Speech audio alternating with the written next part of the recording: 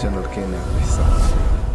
Maanta mowduucan wuxuu ka hadlayaa isticmaalka xun ee internetka.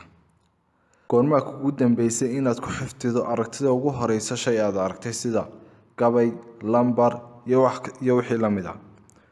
Jawaabtu waxa weeyaan waa waqti hore. Naftaada ma weydiisay sababta keentay? Ma ogtahay in 5 sano ka hor qofku wuxuu arkay wax kasta uu arkay inuu 4 daqiiqo ku xifdiyi jiray? Maanta waxay maraysaa inuu qofku wax kasta uu arko inuu ku xifdiyi karo 8 daqiiqo. maxaa keenay? Jawaabtu waxay tahay maskax caajis. Filasuufkii Martin wuxuu noolaa dagaalkii koowaad iyo kii labaad ee adduunka.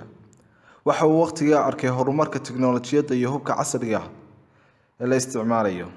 waxa uu ahaa qofkii koowaad ee yidhi waxa waajiba in sharci loo sameeyo kameeyo dadka iyo horumarka. maanta horumarka waxa dhinaca ugu jira waa tiknoolajiyadda. wax laga xumaado waxa weeye in aanu jirin ilaa iyo maanta intaan ogahay xeer xakameynaya internetka oo ay qaramada midoobay soo saartay. internetku waa aalad xoog weyn, laakiin adiga ka xoog badan ee ha u ogolaan inuu ku hogaamiso internetku.